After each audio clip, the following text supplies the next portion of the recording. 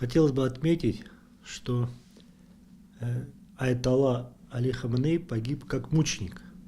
Qeyd etmək lazımdır ki, Ayətullah Əli Xameneyi şəhid olaraq həyatını itirdi.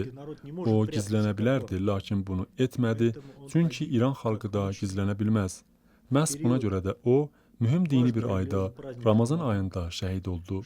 Bu, qəbul edilmiş bütün hüquqi normaların pozulmasını göstərən bir məsələdir.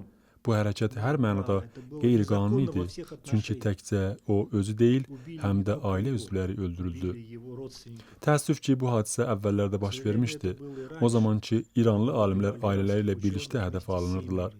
İndi də ali rəhbərlə yanaşı. İran İslam Respublikasının bəzi yüksək rütbəli hərbi nümayəndələri və digər şəxslər öldürüldülər. Bu aktlar tamamilə qeyri-qanunidir. Görünür ki, ali rəhbərin belə bir təzyiq şəraitdə müqaviməti və həmçinin onun şəhadəti İran xalqına müqavimət göstərməkdə yardım edə bilər. Çünki cəmiyyətin bir simvola ehtiyacı var və burada Xameneyi belə bir simvola çevrilib. Həmçinin yeni rəhbərin seçilməsi onu göstərir ki, İran xalqı onu belə bir şəraitdə qələbə rəmzi kimi görür. Bəzi hesabatlara görə xaricdən olan bir sıra İranlılar öz ölkələrinə dəstək olmaq üçün geri qayıdırlar. Bəluç, Ərəb, Kürd və ya Azərilər kimi etnik azlıqların ölkəni parçalamaq istəyinə dair heç bir əlamət görünmür. Bu şəraitdə birliyin qorunması əsas əhəmiyyət kəsb edir və bu tədbir həmin birliyin möhkəmlənməsinə kömək edə bilər. Eyni zamanda bəzi qonşu ölkələr vəziyyətdən sui-istifadə etməyə çalışır və İran torpaqlarına tamahla baxırlar. Bununla belə vurğulanır ki, belə cəhdlər nəticə verməməlidir.